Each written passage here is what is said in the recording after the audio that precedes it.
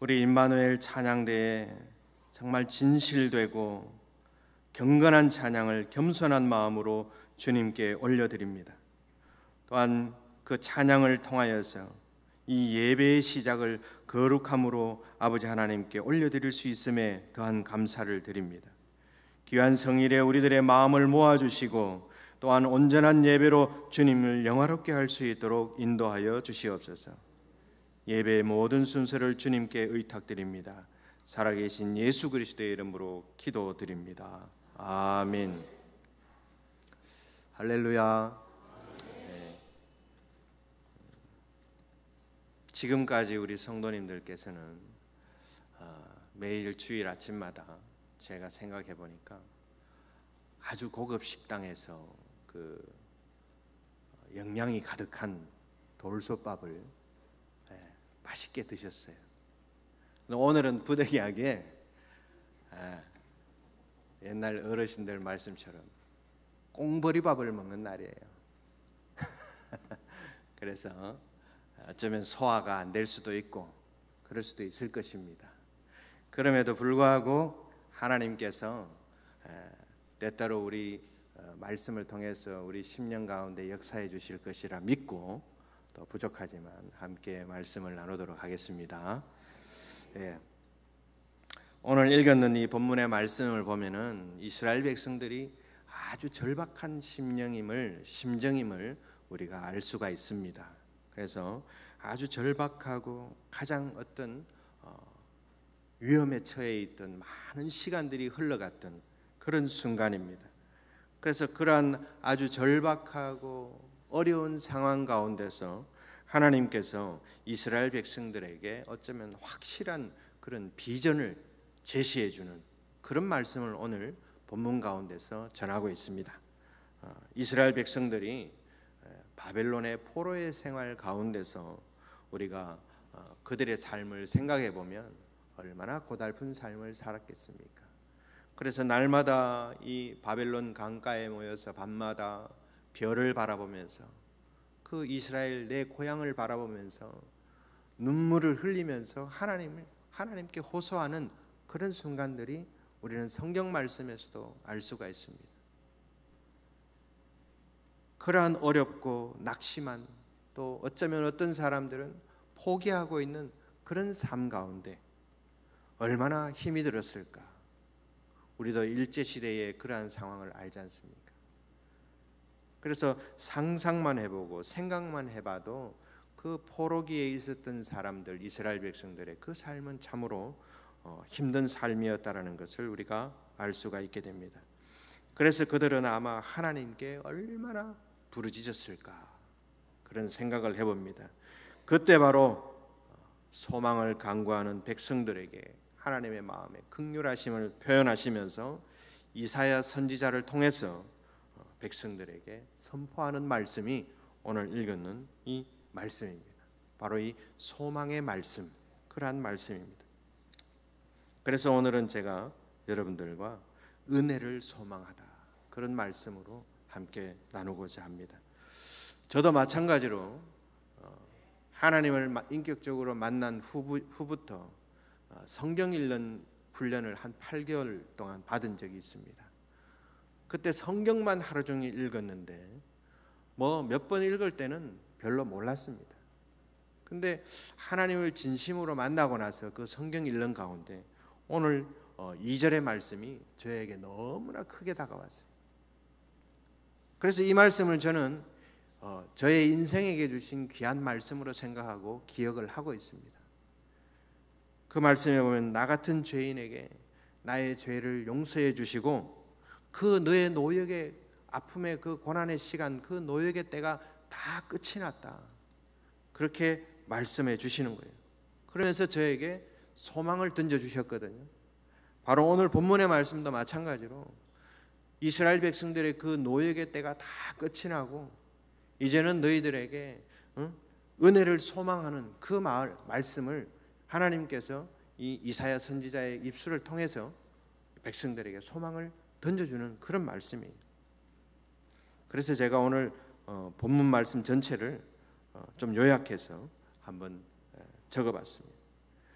너희는 내 백성을 위로하라. 너희는 외치라. 이제 노역이 모든 것이 끝났고 너의 모든 죄는 사함을 받았느니라. 너는 알지 못하느냐? 듣지 못하느냐?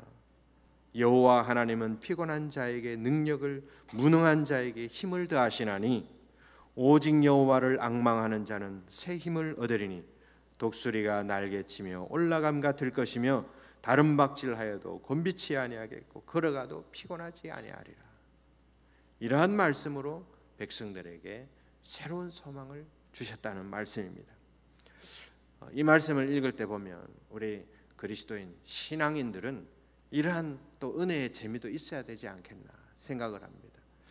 늘 좌절하는 가운데 말씀을 통해서 하나님께서 새롭게 힘을 넣어주시고 또한 새로운 비전을 가질 수 있도록 하나님께서 우리에게 주시기 때문에 믿는 사람들은 날마다 이런 재미로 또 믿음 생활하고 하나님 더 찾고 그렇게 살아가는 것이 아닌가 그렇게 생각을 해봅니다.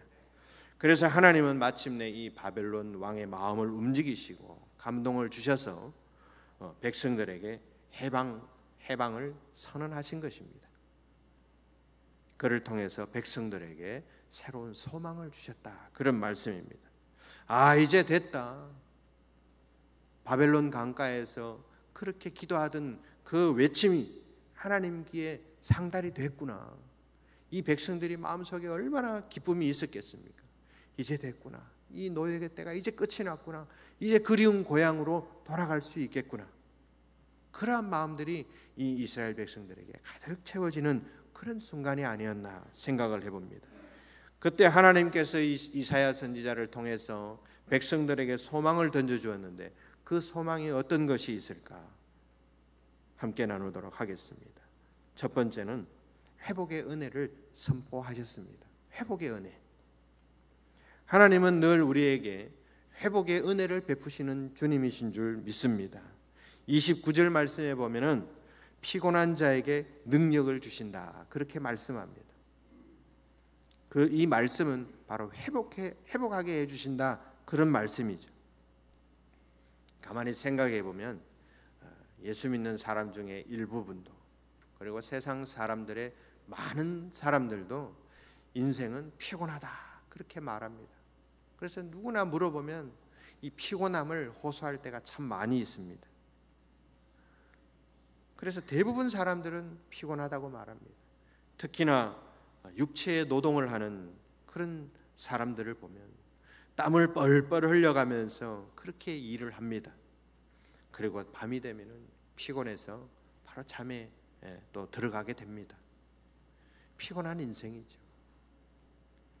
매일 일거리가 있으면 얼마나 좋겠습니까? 그러나 또한 매일 일거리가 없어서 일거리를 찾아야 돼요. 제가 새벽 예배를 마치고 집에 가는 길을 보게 되면 항상 홈플러스에서 저는 이렇게 유턴을 해서 올라갑니다. 홈플러스에 직장에 버스를 기다리는 사람들도 있고 또한 여러 많은 사람들이 거기에 새벽부터 줄을 서 있습니다.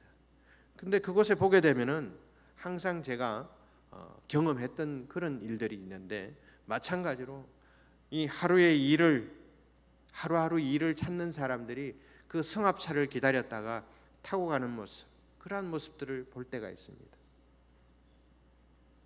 그렇게 일을 하고 다녀오고 그렇게 하는 모습을 볼 때 참으로 피곤한 그런 삶이겠구나 그런 생각을 해봅니다. 그렇게 일을 다녀오더라도 다음 날이 되면 또 하루가 걱정이 되는 거죠. 그래서 인생은 참으로 피곤합니다. 또한 육체 노동자가 아닌 정신적인 노동자를 보십시오. 더 피곤합니다. 매일같이 새로운 아이디어, 매일같이 새로운 지혜를 나타내야 되는 거예요. 보여줘야 하는 것입니다. 그렇지 않으면 그 공동체 안에서 도태되고 위기가 오게 되는 것이죠. 경쟁에서 처지게 되는 겁니다. 그러니 그 인생이 얼마나 피곤하겠습니까? 또한 영적인 그런 결핍자들, 그러한 분들을 보면 또 피곤하게 보여요. 더더욱이나 병석에 누워 계신 분들을 보면은 이 죽음이 다가오는 그러한 것들을 마냥 기다리고 있어요. 그에게는 구원의 기쁨이 없습니다. 정신적으로 피곤하고 영혼의 두려움도 가지고 있고 그 속엔 여간 힘든 것이 아닌 게 없습니다.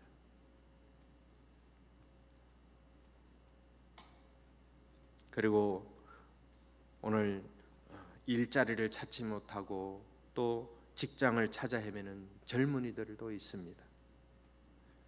미래의 길이 보이지 않습니다. 앞이 캄캄하고 막연한 그런 청년들이 이 땅 가운데 많이 있습니다. 그래서 오늘 이 현실이 두려울 뿐이에요. 나이는 들어가는데 미래는 불투명하고 젊은이의 어떤 기계는 꺾인 지가 오래됐습니다. 그러니 인생이 얼마나 피곤하겠습니까? 그래서 인간은 하나님의 은혜를 입고 살아야 하는 것입니다. 하나님은 인간을 그러한 존재로 만드신 거예요. 하나님의 은혜를 입고 살아가도록 만드신 겁니다. 그래서 오늘 본문에 여호와는 피곤한 자에게 능력을 주신다, 그런 말씀을 한 것입니다. 그러면 사람들이 왜 그렇게 피곤한 삶을 살아가는 것일까요? 그것은 모두 하나님을 떠나 살아가고 있기 때문인 것입니다. 인간이 하나님을 떠나면 모든 삶이 피곤한 것입니다. 영이 피곤하고 정신도 피곤하고 미래가 불투명하고 오늘 현재의 삶이 피곤한 삶이 되는 겁니다. 바로 지금 오늘 본문 말씀을 읽은 이스라엘 백성들 또한 마찬가지로 왜 고국을 떠나서 그렇게 포로로 잡혀가서 그러한 피곤한 삶을 살았을까요? 그것은 이스라엘 백성들이 하나님을 떠났기 때문에 그렇습니다. 그 결과로 지금까지 온갖 고난 속에서 피곤함 가운데 두려움 속에서 그렇게 살아왔던 것입니다. 하나님을 떠나서 이방 신들을 섬기고 무슨 어떤 뾰족한 수가 나는 것도 아닌데 그들은 이방 신들에게 매달려 있었습니다. 근데 그 결과로 오늘 이 상황이 그들에게 나타난 것이죠. 그래서 이스라엘 백성들은 피곤한 삶들이 오래도록 이어졌다, 그런 말씀입니다. 우리가 가장 친하게 지내고 있는 미국이라는 나라가 있습니다. 미국이라는 나라도 마찬가지였습니다. 미국은 옛날에 전 세계 신앙을 주도했던 나라 중에 하나입니다. 그래서 신앙이 굉장히 좋은 나라죠. 영국의 청교도들이 그들이 모여서 미지의 세계를 찾아서 신앙의 그런 희망을 찾아서 그 지금 미국이란 나라에 들어갔지 않습니까? 그래서 처음에 미국은 굉장히 신앙으로 탄탄하게 세워진 나라가 됐습니다. 그때는 나라가 매우 신선하고 참신했습니다. 그때 미국은 철저한 신앙관을 자녀들에게 세워주면서 그 신앙을 유지해왔던 그 나라가 바로 미국이라는 나라입니다. 그래서 미국은 돈에도 우리는 하나님을 믿는다, 그러한 단어가 들어가는 거예요. 그리고 또 뭡니까? 국가 공공 건물 앞에 머릿돌이라는 게 있잖아요. 거기에는 이 10계명을 적어서 새겨 넣었다는 말입니다. 그리고 성조기 앞에서 항상 나는 하나님을 믿는다, 그러한 고백을 성조기 앞에서도 고백하면서 모든 일들을 했다는 것이죠. 그리고 공공 그 학교에도 마찬가지예요. 학교에도 모든 수업을 하기 전에는 선생님이 학생들 앞에서 기도를 먼저 하고 그 수업이 시작이 됐습니다. 그러던 나라였습니다.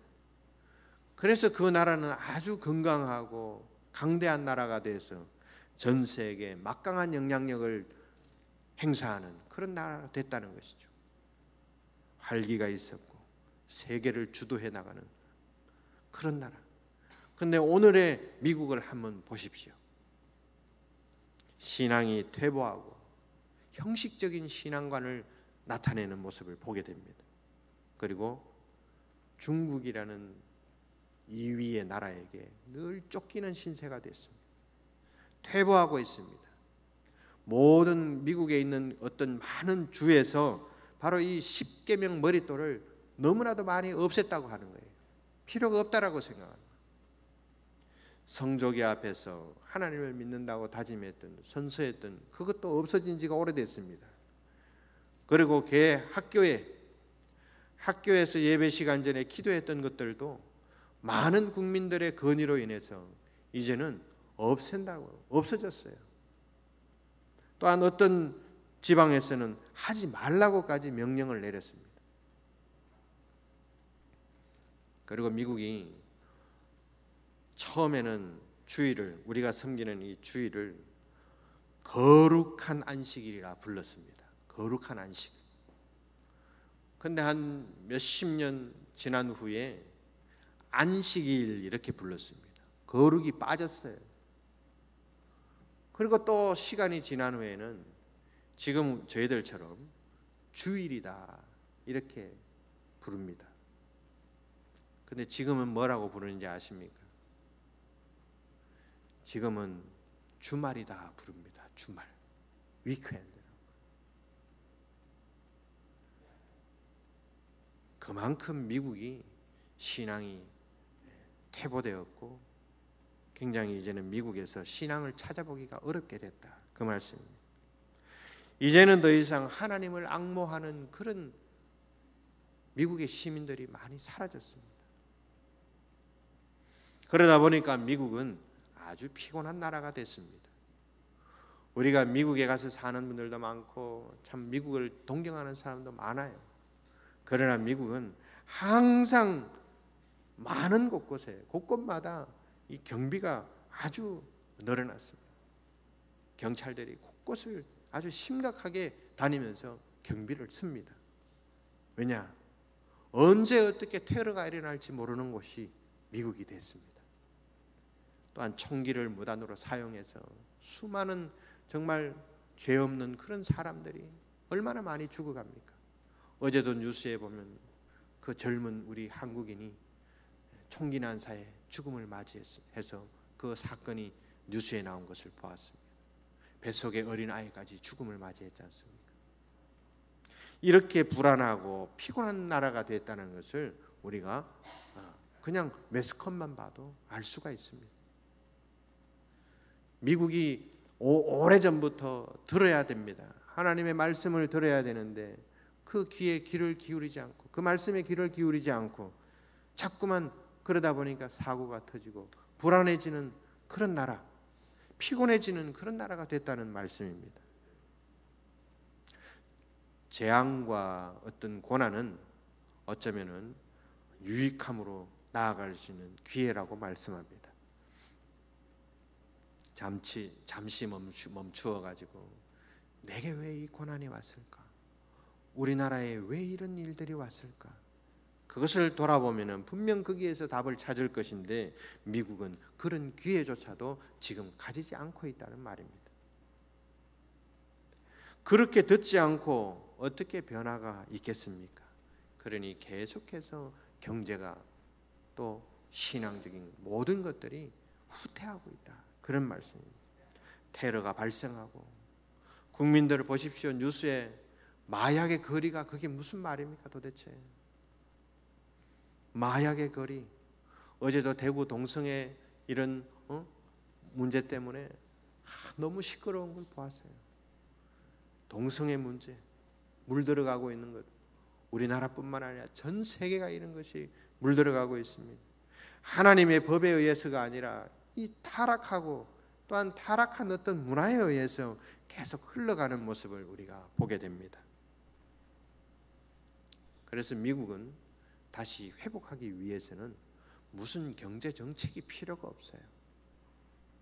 얼마 전에 미국에서 어떤 회개 각성의 예배가 있었던 것처럼 미국 전체가 바로 이 회개 시간을 가져야 되는 거예요.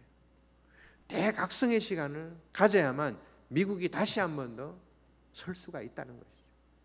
그렇지 않으면 미국은 희망이 사라지게 된다는 것을 말씀드릴 수 있겠습니다. 이곳에 앉아 있는 우리들도 마찬가지입니다. 자꾸 세상에 맞추어서 교회 법을 따라가면 안 되는 거예요. 그런 교회들이 너무나도 많이 생기고 있습니다. 세상에 맞추어서 교회 법을 고치고 수정하고 교회 예배들을 바꿔가면서 세상에 맞추어서 뭔가를 움직이려 합니다. 그렇다면 우리들도 언젠가는 주일이란 말이 사라지고 우리 입술에서 주말이라 그렇게 할 때가 올 수 있다는 그런 말씀입니다. 지치기도 하고 피곤한 몸이기도 하지만은 우리들은 하나님을 더 가까이 하여서 하나님의 은혜를 회복하고 그것을 누리며 살아갈 수 있는 그런 우리 성서중앙교회 성도님들이 되시기를 바랍니다. 두 번째, 하나님께서 이스라엘 백성들에게 이사야 선지자의 입술을 통해서 말씀하신 그 은혜가 무엇일까? 새 힘의 은혜입니다. 새 힘을 얻게 될 것이라고 하나님께서 말씀을 하셨습니다. 하나님의 은혜는 회복에만 있는 것이 아니라 새로운 힘도 주신다라는 것을 우리가 알게 됩니다. 오늘 본문 31절 말씀에 여호와를 앙망하는 자에게는 새 힘을 주신다 그렇게 말씀합니다. 성경을 보면은 하나님의 영을 바람으로 비유하는 것이 많이 있습니다. 그래서 엘리야 선지자도 바람, 하나님의 그 강한 바람의 은혜를 입었습니다. 마찬가지로 사도행전에 있는 신약에 있는 어떤 새로운 모습에도 성령이 강림했다. 다락방에서 성령이 강림했다. 다락방에 성령의 바람이 강하게 임하였다. 그렇게 말씀합니다. 그 바람이 무엇입니까? 우리가 나태하고 좌절하고 힘없이 살아가는 우리들에게 성령의 바람이 임했다는 것은 쇄신할 수 있는 그런 새로운 계기가 됐다라는 말씀이에요. 그래서 이 새로운 기운이 임했다 그런 말씀입니다. 그래서 이 바람인 성령의 바람이라는 것은 깨끗하게 정화하는 바람이고 또한 회복의 능력을 베푸시는 그런 바람이라는 말씀입니다. 그래서 그 성령의 바람이 불고 나면 모든 것이 새로워집니다. 우리 성전에도 성령의 바람이 불면 이렇게 나태한 신앙을 가진 사람들은 완전히 바뀐다는 말씀이에요. 새로운 능력이 생긴다는 말씀입니다. 그래서 믿는 신앙인들에게는 이 성령의 바람, 이 바람이 굉장히 중요하다는 그런 말씀입니다. 요즘에 우리가 심각하게 받아들이는 것 중에 하나가 황사라는 것이 있습니다. 황사, 중국의 사막에서 또 몽골 사막에서 이 바람들이 날아옵니다. 또한 거기에 함께 미세먼지들, 그러한 것들이 지금 우리나라에 참 많이 영향을 줍니다. 그 속에는 중금속, 이러한 것들이 우리 사람들 인체에는 굉장히 영향을 많이 주죠.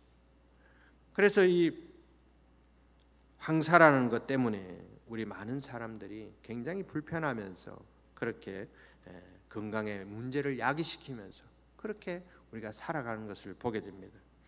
이 황사가 해소될 수 있는 방법이 무엇입니까? 이 바람이에요, 바람. 신선한 바람이 불어오면은 이 황사는 맑음, 좋음, 매우 좋음, 이렇게 우리 날씨에 그렇게 뜨는 거예요. 그래서 신선한 바람이 불어오면 우리에게 악영향을 주는 황사들, 미세먼지들은 깨끗하게 사라지는 것이죠. 저도 안개를 많이 보면 좋아하고 이럴 때가 있지만 안개도 마찬가지입니다. 영국 런던에는 굉장히 많은 날수의 시간 동안 안개가 많이 핀다고 합니다. 그래서 사실은 영국 런던이 자살 하는 사람들이 가장 많은 도시 중에 하나라고 합니다. 안개가 사람들에게 우울증을 유발한다고 하더라고요. 그래서 안개도 마찬가지입니다. 안개가 사라지게 하는 방법은 신선한 바람이 불면 안개가 사라집니다. 그리고는 따뜻한 이 태양, 그 빛이 우리에게 비치는 것을 보게 됩니다. 우리의 삶에는 이런 신선한 바람도 중요하지만 오늘 신약 시대에, 사도행전 시대에 불어왔던 이 성령의 바람, 이 성령의 바람이 우리들에게는 필요하다는 말씀입니다. 제자들이 이 다락방에서 성령의 바람을 체험했습니다. 그 순간 그 바람을 통해서 이 모여있던 제자들에게는 정말 그들의 새롭게 세신되고 또한 새롭게 변화를 받아서 새로운 능력을 받았다는 말씀입니다. 그래서 제자들이 무엇을 했습니까? 온 많은 지역에 다 흩어지면서 복음을 전하고 전도하고, 그러한 것들을 우리가 말씀을 통해서 보게 됩니다. 우리 교회도 마찬가지로 더 성령의 바람이 불어서 전도하러 매주에 이제 나가기로 했지 않습니까? 더 성령의 바람이 많이 불어서 복음 전하고 전도하는 일에 더 열심을 다하는 그런 우리 교회가 되기를 바랍니다. 그래서 그 성령의 바람이 그만큼 중요한 거예요. 성경에 나오는 에스골 골짜기를 보십시오. 죽어 있고 메마른 땅, 그곳에 성령의 바람이 임하니까 군대가 됐다고 하지 않습니까? 순간적으로 모든 것들이 변하고 쇄신되었습니다. 그리고 그곳에 능력이 들어갔어요. 그러다 보니까 그 죽어있는 메마른 해골들이 하나님의 군대가 됐다, 그 말씀입니다. 성경 말씀에서는 여호와를 앙망하는 자들에게 이런 새 힘을 주신다, 그렇게 말씀합니다. 오늘 이 성령의 바람이 우리들의 심령 가운데 강하게 임할 수 있기를 바랍니다. 그래서 우리를 변화시키고 또한 새로운 힘을 부여주시고 거듭나게 해주시고 또한 새롭게 살아갈 수 있는 그런 여러분들의 삶이 되기를 바라겠습니다. 세 번째로 하나님께서 이사야 선지자의 입술을 통해서 이스라엘 백성들에게 전달해 주신 그런 새로운 그 은혜, 그 소망이 무엇입니까? 29절 말씀해 보니까 새 능력을 주신 것을 알게 됩니다. 29절 말씀에 무능한 자에게 힘을 더하여 주신다, 그렇게 말씀하고 있습니다. 무능한 사람은 능력 있는 사람 옆에 가면은 나도 모르게 힘이 생겨요. 그래서 어린아이들, 그 어린아이들은 엄마 옆에만 있으면 힘이 나잖아요. 엄마가 어디에 있든지 상관없어요. 엄마가 감옥에 있는 사람이라 할지라도 이 아이는 감옥에 있는 엄마 옆에 있어도 힘이 나게 돼 있어요. 그만큼 하나님께서는 그 무능한 사람에게도 힘을 주신다는 것이죠. 그래서 주님은 너희가 내 안에, 내가 너희 안에 있기를 하나님, 예수님께서는 강조하고 있는 말씀입니다. 미국의 한 그 책을 쓴 학자가 말하기를, 그 책에 미국의 역대 대통령 중에 모든 대통령은 무능한 사람들이었다 이야기를 합니다. 왜 무능했을까? 대통령의 입후보에서 당선된 사람은 한 명도 지혜롭고 능력 있는 사람이 없다, 그렇게 말합니다. 근데 그 뒤에 이렇게 말합니다. 그런데 대통령이 된 후에 그들은 능력을 가진 사람들이 됐다, 이렇게 말했습니다. 일단 대통령이 되고 나면은 우리나라 대통령은 5천만 명의 국민들을 바라봐야 되지 않습니까? 근데 미국의 대통령은 현재 한 3억 5천만 명은 안 되고 한 3억, 그 인구수를 보면 한 3억 4천만 명 이상이 됩니다. 그러니까 대통령이 되면 3억 4천만 명에게 눈이 가야 되는 거예요. 그러니까 자기의 능력이 극대화될 수밖에 없다는 말이죠. 그리고 뭡니까? 미국은 전 세계의 강대국입니다. 전 세계 모든 경제를 미국에서 흔들고 있습니다. 전 세계는 미국의 경제에 따라서 운행되고 있다고 하는 것이죠. 그러니까 미국 대통령이 되면 전 세계 경제 모든 것에 관심이 가야 되고 그것에 안목이 가게 돼 있어요. 그러니까 능력이 점점 커지는 것이죠. 그러니까 미국이 무능한 사람이 대통령이 되더라도 사명감을 가지게 되고 어떤 훌륭한 어떤 그런 모든 면에서 그러한 사람으로 성장하게 된다. 그래서 그 옆에 누구가 있느냐에 따라서 대통령이 무능한 사람이 당선이 됐지만 그렇게 훌륭한 그런 대통령이 된다. 그렇게 학자가 이야기하는 것을 보게 됩니다.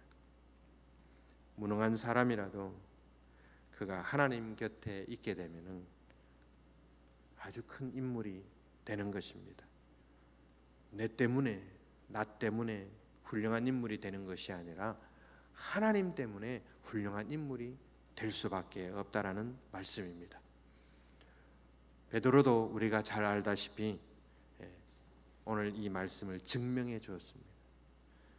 어부 출신이고 우리가 가끔 얘기하는 무식하다고 말하지 않습니까? 근데 그는 예수님 곁에 갔습니다. 예수님 곁에서 움직였습니다.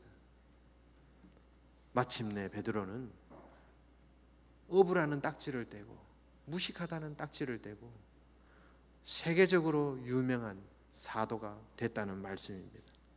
베드로가 그렇게 훌륭한 인물이 된 것은 바로 예수님 곁에 있었기 때문입니다. 예수님께 기대고 예수님의 생각을 나도 생각하고 예수님의 말하는 것을 보고 그렇게 함께 했더니 고기 잡던 그 어부가 훌륭한 사도가 됐다. 그런 말씀입니다. 며칠 전에 말씀 함께 나눈 엘리야, 엘리사도 마찬가지입니다. 엘리사는 처음부터 훌륭한 사람이 아닌 농부였지 않습니까? 그러나 엘리야의 부름을 받아서 엘리야 옆에 서게 됐고 엘리야가 하는 모든 것들을 바라본 엘리사, 그것 또한 마찬가지로 엘리야의 이름에 버금가는 훌륭한 예언의 선지자가 됐다는 말씀입니다. 우리가 잘 알고 있는 사도 바울도 마찬가지입니다. 사도 바울은 굉장히 지독한 그런 고집, 그 아집이 있었어요. 그래서 불필요한 열심을 내며 달려갔던 사람이에요.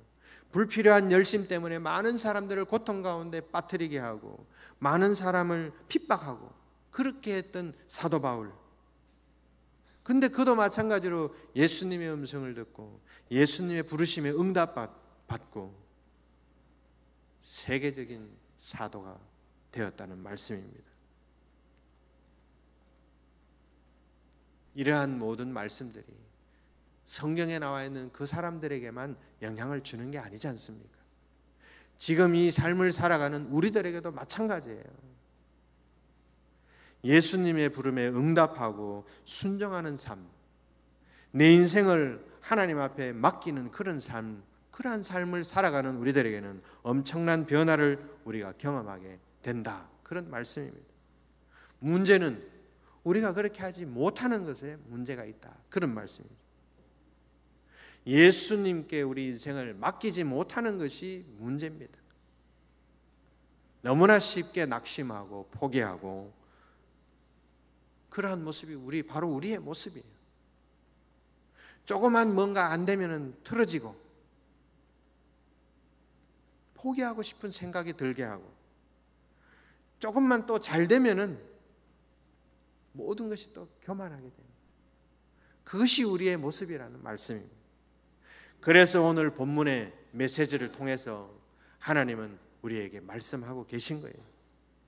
28절 말씀에서 31절까지 너는 알지 못하였느냐 듣지 못하느냐 영원하신 하나님 여호와 땅끝까지 창조하신 이는 피곤하지 않으시며 곤비하지 않으시며 명철이 한이 없으시며 피곤한 자에게는 능력을 주시며 무능한 자에게는 힘을 더하시나니 소년이라도 피곤하며 곤비하며 장정이라도 넘어지며 쓰러지되 오직 여호와를 앙망하는 자는 새 힘을 얻으리니 독수리가 날개치며 올라감 같을 것이요 다른 박질하여도 곤비하지 아니하겠고 걸어가도 피곤하지 아니하리로다.